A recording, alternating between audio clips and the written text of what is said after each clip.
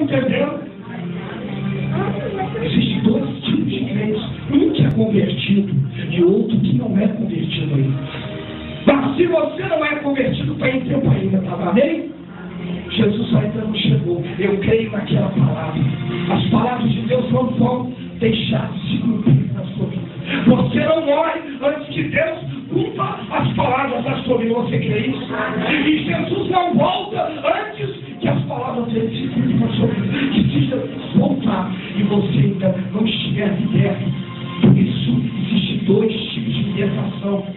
Não é só possessão, não é só libertação demoníaca, caças de demônios. Existe a libertação da alma.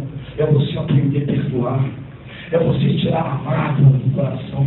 É você deixar de ser invejoso.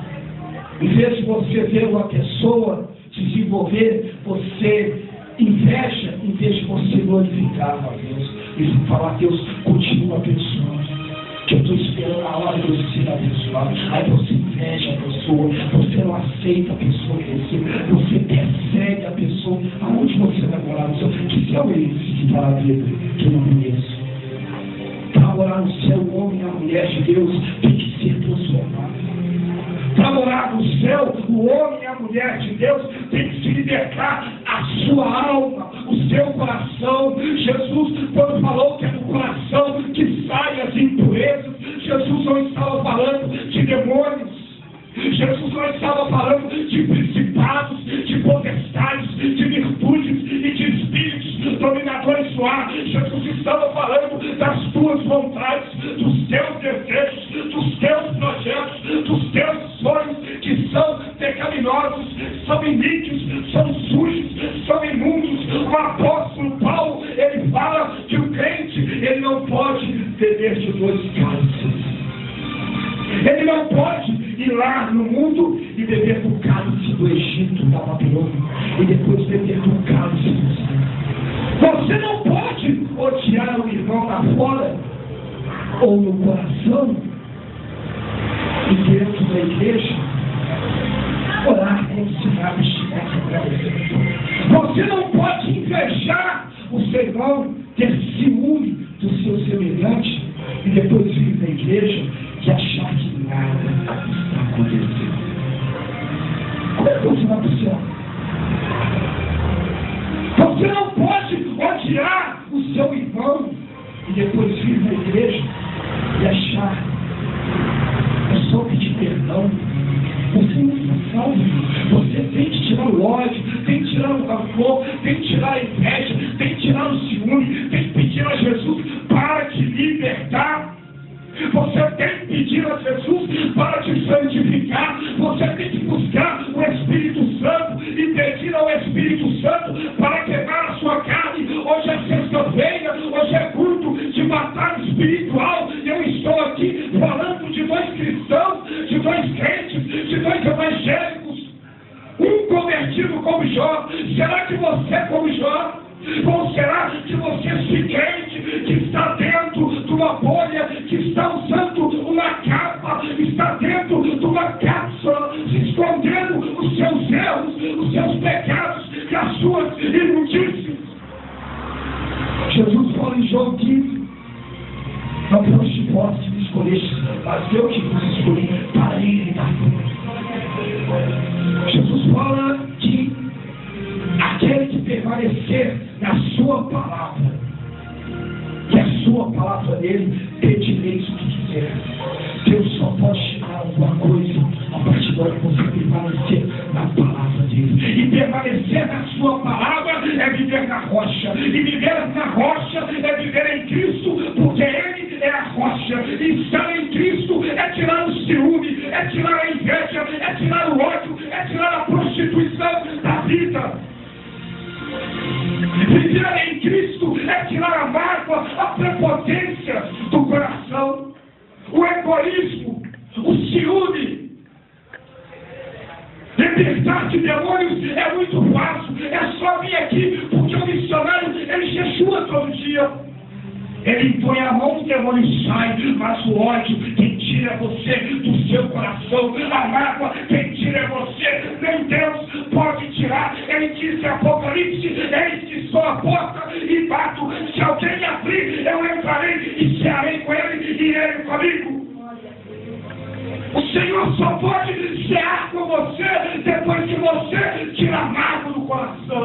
depois que você de ódio, a mentira, a perversidade, a maldade do coração.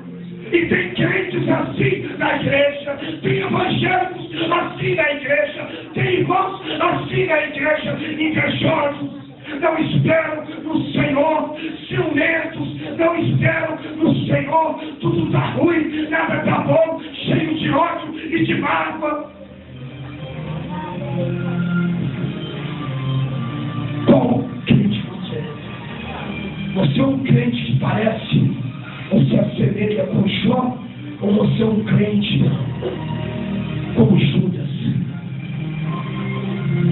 Judas só acompanhava Jesus porque ele viu tocar na cruz. E a Bíblia fala, e historiadores falam, que Judas era o mais inteligente dos discípulos. Gostava de dinheiro. Eu vou porque ele está bom e a conta está tocando. Tem gente que vai atrás das pessoas porque está vendo Deus na vida dos outros. Será que Deus está na sua vida? Será que Deus está na sua casa? Será que Deus está no seu coração? Tem gente que segue os outros porque vê Deus na vida dos outros. Tem gente que busca Deus nas costas dos outros. Mas será que você tem Deus? Será que você busca Deus? Será que você ama Deus? Será que você serve a Deus? Ou você está indo que a turma toca? Irmão Jesus, me dá um dinheiro, me dá um dinheiro, me dá prosperidade, me dá a cura, me dá um som. Ei!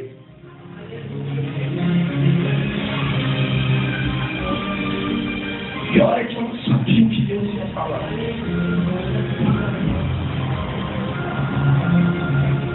Deus está te perguntando nessa noite: que tipo de crente é você? Que tipo de cristão? Se examine a si próprio, cada um faça um exame de consciência. Deus quer uma igreja santa. A palavra de Deus fala: sede santos, porque eu, Senhor teu Deus, sou santo. Que tipo de crente você é? Que tipo de crente eu sou? Qual o seu compromisso? Qual o meu compromisso com Deus? Com Deus Pai, com Deus Filho, com Deus Espírito Santo? Por que eu estou na igreja? Por que eu estou andando com a Bíblia? Por que eu estou subindo no monte? Por que eu estou ceando? Deus quer homens e mulheres que tenham compromisso com Ele, independente de prosperidade ou não.